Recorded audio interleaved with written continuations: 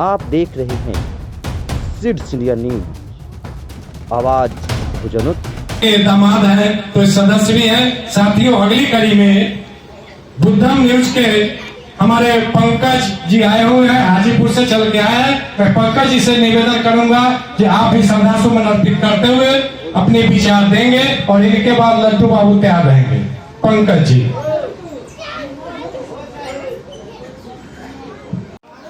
कहते हैं बाबा तेरे कलम के बल पर हम राज करते हैं, तेरी करनी पे बाबा हम नाच करते हैं, बदलेगा वक्त और जमाना भी।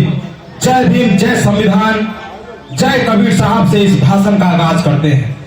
आज इस प्रांगण में शिवाजी बाबू के द्वारा हमें आमंत्रित किया गया, यह बहुत बड़ी बात है। मैं आपको बताने का प्रयास करूंगा कबीर साहब के आइडियोलॉजी के हर एक बिंदु पे हमारे गणमान्य लोग बात किए और आप लोग सुने।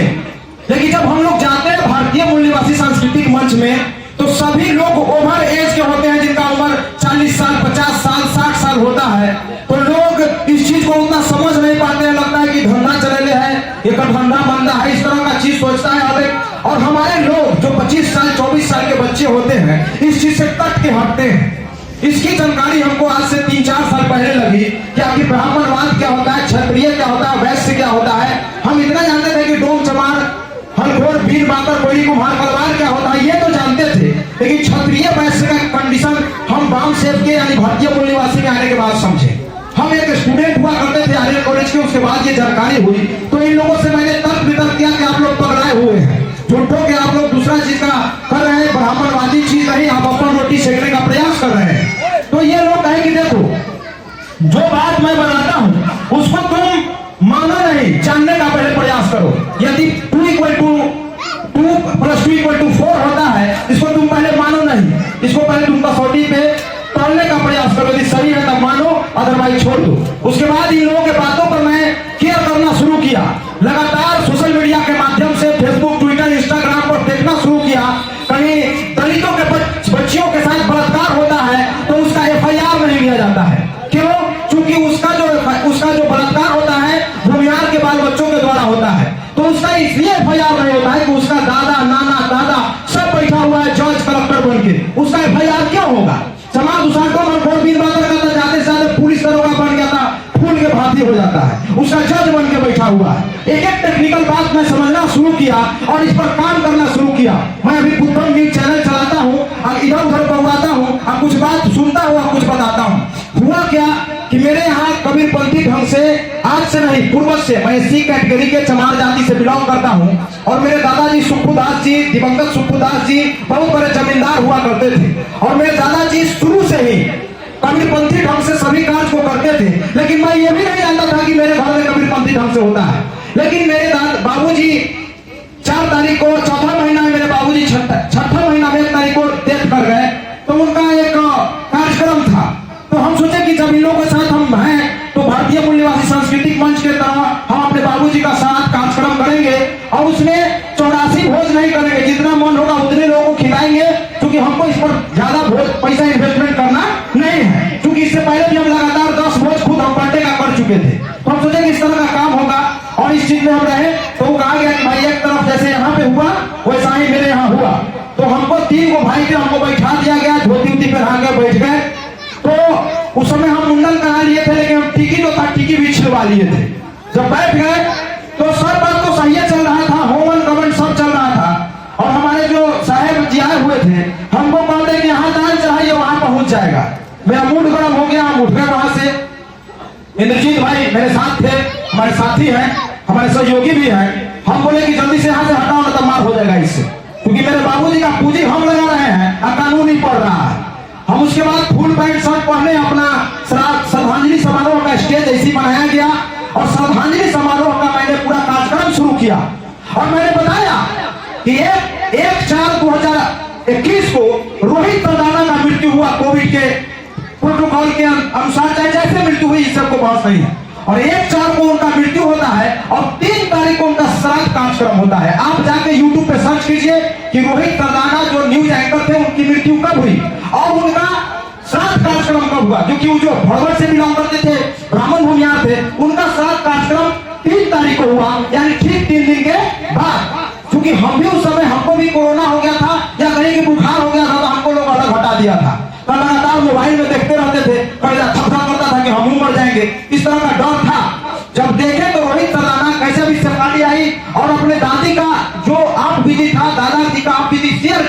यही हुआ। उनका जितना भी रिलेशन का लोग था रोहित सरदाना के, ऐसे ही श्रद्धांजलि समारोह हुआ और वो लोग अपनी अपनी विचार को रख रहे थे। श्रद्धांजलि समारोह का मतलब है कि जो जो घटनाएं घटी उस पर हमको डिस्कशन करना है। यह डिस्कशन दूसरे होने लगता है। तो वो बाबूजी का डिस्कशन किए, हम बोले कि किसी कारणवश हमारे अपने पिताजी से 3 साल से बातचीत नहीं होती थी। किसी कारणवश मेरे बाबूजी सहायक शिक्षक थे और उनका किसी कारणवश टर्मिनेट हो गए थे, उनका केस चल रहा था।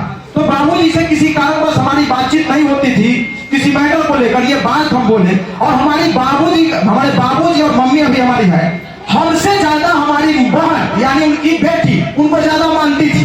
हम लोग कभी उतने तरजीह माता पिता को नहीं दिए जितना उनकी बेटी यानी हमारी बहन देती। तो सही बात बोलने में आज क्या है, हम लोग उनका तरजीह नहीं दिए, ये बात बोले। सभी के आंखों में आंसू था और मेरे भी आंखों में आंसू था, क्योंकि ये एक ऐसा क्षण था जो हम लोग कभी इसको नहीं कम्बैक नहीं कर सकते हैं। लेकिन जब इस तरह का श्रद्धांजलि समारोह हुआ, उसके कुछ दिन बाद हमारी बड़ी वाली मम्मी का डेथ हो गया। मैं इंजीनियर साहब का शुक्रगुजार हूं कि जिन्होंने मुंडन नहीं कराया और ये साबित किया और ये बताने का प्रयास किया कि मुंडन कराने से कुछ नहीं होता है। अपने माता पिता का सेवा करना ही सबसे अच्छा धर्म है। जब हम अपने दादी बड़ी वाली मम्मी का श्रद्धांजलि समारोह किए, उसमें सभी लोग गए हुए थे। तो जब हम मुड़ी नहीं चिल्लाए, जब ये मुंडन नहीं करवाए, तो तूफान आ गया। कहा कि क्या हो गया, ये सड़का हुआ है क्या? जब ये लोग गए और वहां एक एक बात बताए, तब लोगों को लगा कि आखिर श्रद्धांजलि समारोह क्या होता है। और कहिए कि श्रद्धांजलि समारोह पर बोलते बोलते मैं कुछ टेक्निकल बात में आऊंगा, तब बातों को समाप्त करूंगा। क्योंकि हमारे जो लेवल के लोग हैं, मैट्रिक, इंटर, बीए, चाहे एमए के जो स्टूडेंट्स होते हैं, उन्हें पता नहीं होता है कि कॉलेजियम सिस्टम क्या होता है, उन्हें पता नहीं होता है कि लेटरल एंट्री क्या होता है। मैं उनसे बात करने का प्रयास करूंगा। लेटरल एंट्री ऐसा एक नया एंट्री आया है कि ब्राह्मण भूमिहार का बच्चा एक दिन में घर से उठेगा, इंटर बीए करके डायरेक्ट आईएएस बन जाएगा और आपका बेटा पढ़ते पढ़ते मर जाएगा, ये कोई दरोगा नहीं बनेगा। लेकिन उसका डायरेक्ट लेटरल एंट्री से आईएएस बनाने का जो प्रक्रिया चला है, जिसका शुरुआत उत्तर प्रदेश से हो गया है। लेकिन हमारे जो लोग हैं सरस्वती पूजा करने में, कौन पूजा करने में विलीन है, उसको कहिएगा तो कहेंगे सड़का हुआ है। अरे तो तुमको तो मैट्रिक इंटर किया, स्कूल कॉलेज से आगे बढ़ ही नहीं रहा। जो सिलेबस पढ़ रहा है उस सिलेबस को कुछ है ही नहीं, उसमें तो तू पढ़ रहा है, उसको तो सिलेबस से पढ़ता है कि सूरज जो होता है ग्रह होता है, आप पहले का भगवान साबित कर देता है। तो थोड़ा उसके तो दिमाग में घुसा हुआ है, वो माने भूसा घुसा हुआ है। जो लड़का किताब में पढ़ता है कि सूरज ग्रह है, पहले वही पढ़ता है कि सूरज मामू है। अगर समस्या तो हमें नहीं है कि तुम में है, तू तो दोनों चीज तुम्हें पढ़ रहा है। तू पढ़ता है कि वर्षा कैसे होता है, आतंका देने के बाद पढ़ता है कि इंद्रदेव वर्षा कराते हैं। तो तू दोनों चीज तुम्हें पढ़ रहा है, तो तुम्हें पढ़। तो तुमको लेटरल एंट्री कॉलेजियम सिस्टम से मतलब नहीं है। कॉलेजियम सिस्टम से जज की बहाली होती है। हमारे जितने भी बुद्धिजीवी वर्ग के लोग हैं वो जानेंगे कि जज की बहाली कैसे होती है। देह में आग लग जाएगा, कहेंगे कि ये कैसे हो रहा है। होता है, लेटरल एंट्री से आईएएस आईपीएस बनते हैं और कॉलेजियम सिस्टम से जज की बहाली होती है। तुम क्या बनेगा, ज्यादा करेगा, डीएसपी तक जाते जाते थक जाएगा और डायरेक्ट जज बन जाएगा सुप्रीम कोर्ट में। एक बार जो सुप्रीम कोर्ट में जज बनता है, अभी के वर्तमान भगवान कोई है तो उसका नाम है जज। जज से बड़ा भगवान अभी भारत में कोई नहीं है। जिसको फांसी देना है उसको रोक देगा, जिसको नहीं देना उसको दे देगा। यानी समझिए कि वो चाहेगा उसको जीवन और मौत दे सकता है दिन दहाड़े, और उसका कोई विरोध नहीं करेगा। उसी को जज कहते हैं। और जज बनने के लिए कॉलेजियम सिस्टम एक एसोसिएट प्रोफेसर होता है। मैं आपको बताना चाहूंगा, खास करके ओबीसी के लोगों से जहां तक मेरी बात जा रही है। ओबीसी में जैसे साव हुआ, यादव हुए, हमें सिर आते हैं। ओबीसी में पूरे भारत में एक भी एसोसिएट प्रोफेसर नहीं है। लेकिन जब हम उस पर बात करेंगे तो इस पर बात कीजिएगा। आज ये पढ़ाए हैं बाल बच्चों को, ये सोचते कि आज चलते हैं बेटा को पढ़ाते हैं, एसोसिएट प्रोफेसर बनाना है। इनको थोड़ा सा भी पता होता कि ओबीसी के लोगों को तो एसोसिएट प्रोफेसर बनने ही नहीं देता है सेंट्रल यूनिवर्सिटी में, कहां से बनने देगा। तो ये पढ़ा के थक गए, लेकिन इनका बेटा एसोसिएट प्रोफेसर नहीं बना, क्योंकि ऐसा पैनल बना हुआ है, ऐसे इस पर वाइवा लिया जाता है, ऐसे इंटरव्यू लिया जाता है कि आपको वहां तक पहुंचने नहीं दिया जाता है। आज मेरा चयन शिक्षक नियोजन में 6 to 8 के लिए अंग्रेजी भाषा में वैशाली ब्लॉक में हुआ है। पिछले 5 साल से भगवान का पूजा नहीं कर रहे हैं, तो ये टकाटक बाबा साहब भीमराव अम्बेडकर के देश से हम आगे बढ़े चल जा रहे हैं। पढ़ाई तक ये होते हैं तो हम जज कहां से बनेंगे। लेकिन जज भी बनेंगे तो मेरे लिए ब्रेकर है, वो ब्रेकर तोड़ने के लिए आपको ब्राह्मणवादी सिस्टम को तोड़ना पड़ेगा। You will have to crack system of ब्राह्मणवादी, then you will have to obtain any type of jobs. पढ़ने का मतलब कि जब तक आप उसको क्रैक नहीं कीजिएगा आप नहीं पहुंच पाइएगा। क्योंकि हमारे जो लोग हैं, हमारे जो खास करके हमारे उम्र के 25 से 26 साल 30 साल के जो लड़के हैं, लड़कियां हैं, उनको ये समझना जरूरी है कि हम क्या चाहते हैं। यदि मेरा बात गलत है तो उसको आप कसौटी पर तोड़िए, क्योंकि श्रद्धांजलि समारोह करने से बेनिफिट ये है कि हमारे लिए ये क्या किए हैं और ये अगला क्या चाहते हैं। हम चाहते हैं कि आप लोग साइंटिफिक हो जाइए। साइंटिस्ट बनने के लिए आपको जो भी आज साइंटिस्ट बना है, चाहे जो हवाई जहाज उड़ा दिया, चाहे नया नया कारनामा किया, यदि भगवान पर विश्वास रखता तो हवाई जहाज उड़ा भी नहीं करता। वो तो समझता है कि ऐसा हो नहीं सकता है। लेकिन आज के डेट में जो ये काज किया गया है, उसको आइंस्टीन के बारे में आप लोग सुने होंगे। बड़े बड़े जो बहुत बड़े बड़े जो हमारे वैज्ञानिक है, वो कोई सभी नास्तिक थे। वैज्ञानिक नास्तिक होते हैं। आस्तिक होइएगा, आप वैज्ञानिक नहीं होइएगा। दो बातें हैं। यदि आप आस्तिक हैं तो वैज्ञानिक नहीं होइएगा। यदि आपको वैज्ञानिक बनना है तो इसके लिए आपको नास्तिक होना होगा और आपको इस बदल का जो भी क्रियाकलाप है उसे सोच के आगे बढ़ना होगा। श्रद्धांजलि समारोह में हमारे सभी गणमान्य लोग यहाँ पे आए हैं। मैं अन्य बुद्धिजीवी वर्गों से मैं आग्रह निवेदन विनती करता हूँ कि आप लोग अपने बच्चों को पाखंडवाद से दूर रखते हुए साइंटिफिक बनाइए। उन्हें पढ़ाई लिखाई के बल पे आगे पहुंचा सकते हैं और कॉलेजियम सिस्टम और जैसे लैटरल एंट्री का विरोध करने के लिए आपको ब्राह्मणवादी चंगुल से बाहर निकलना पड़ेगा। नहीं तो आपके बच्चे बोलेंगे कि ये इनका कर्तव्य है, ये यही करेंगे। ये स्पेशली बन के आए हैं और खुद बोलते हैं कि हम स्पेशल बन के आए हैं और हम मानते हैं। उसका 10 साल का बच्चा आपके दरवाजे पर आएगा, वो किसी को प्रणाम नहीं करेगा, किसी को प्रणाम नहीं करेगा और आपका कुर्बा समझाएगा, उसको कहा प्रणाम बाबा। आप कहता है कि यही भैया है। उसका पियक्कर जो है, उसका पियक्कर जो हमारे यहाँ पियक्कर को वैल्यू अपना समाज में देते हैं, पियक्कर को अलग हटाएगा और अगर पियक्कर आपके यहाँ पूजा कराएगा और जो बढ़िया पढ़ लिखा से जज बन के रुपया कमाएगा, यानी उसका 1% ही सिर्फ गरीब है, वो गरीब नहीं है। 99.99% उसका कुछ नहीं है, आपसे बहुत कुछ है। तो आप लोगों को कुछ नहीं करना है। जैसे सर बोले हैं कि ब्राह्मण का विरोध नहीं करना है, हम लोगों को ब्राह्मणवाद का विरोध करना है। और लगातार हमारे जो भी बुद्धिजीवी वर्ग के लोग हैं कहते हैं कि गनीमत है सब्र मेरा, गनीमत है सब्र मेरा, अभी लबालब भरा नहीं हूं। गनीमत है सब्र मेरा, अभी लबालब भरा नहीं हूं। कुछ ब्राह्मणवादी लोग मुझे मुर्दा समझ रहे हैं। उनसे जाकर चिट्ठी भेजिए, फोन कीजिए, मैसेज कीजिए, उनसे कह दीजिए कि मैं अभी मरा नहीं हूं। लगातार मैं आपसे आग्रह विनती निवेदन करता हूं कि ब्राह्मणवाद का विरोध कीजिए। और ये जो शख्सियत थे, ब्रह्मदेव राय जी ने ऐसे पुत्र को जन्म दिया जो आज इंजीनियर है और मुंडन नहीं करा के ब्राह्मणवाद का विरोध करने का जो बिल्कुल फूका है, ये बिल्कुल रुकना नहीं चाहिए। लगातार सतत व्यापक मूल्यांकन करते, इसका मूल्यांकन करते हुए बढ़ना चाहिए। मैं आप लोगों का आभार करता हूँ। जय भीम, नव बुद्ध है। और सबसे पहले मैं इनका ब्रह्मदेव राय जी के सभा में मैं आया हूँ। मैं इनका सबसे पहले आप लोग मेरे साथ बोलेंगे, ब्रह्मदेव राय जी अमर रहे, अमर रहे, अमर रहे, ब्रह्मदेव राय जी अमर रहे, अमर रहे, अमर रहे, ब्रह्मदेव राय जी अमर रहे, अमर रहे, अमर। धन्यवाद, आपने मुझे समय दिया और मेरे बातों को सुना, इसके लिए आभार। बहुत बहुत धन्यवाद पंकज जी। साथियों, हमारे नए पीढ़ी के बच्चे को पंकज जी के बात पे सोचना है, विचार करना है। तो पढ़ने लिखने से भी कुछ हो सकता है। और कॉलेजियम सिस्टम, लिटरल एंट्री, वो तो जब पढ़ेंगे लिखेंगे तब आप समझ पाएंगे। और एक कोरोना के आड़ में आरएसएस वाले, बीजेपी सरकार वाले सब कुछ खोला छोड़ रखा है और सिर्फ विद्यालय बंद कर दिया। स्कूल इसलिए बंद कर दिया कि आप पढ़ नहीं पाओगे और जब पढ़ोगे नहीं, शिक्षित नहीं बन पाओगे तो कॉलेजियम, लेटरल इंजीनियरिंग या बहुत सारी बात आप कहाँ समझ पाएंगे। तो साथियों, सबसे बड़ी बात है कि पढ़ना चाहिए। लेकिन आज देखिएगा, हमारे कल पूजा हुआ, सरस्वती पूजा, कोई ब्राह्मण के दरवाजे पे आपने देखा है जो सरस्वती जी की मूर्ति रख करके पूजा हुआ है? नहीं होता है। पूजा कौन करता है? ग्वार कोई दूसरा चमार के लड़का।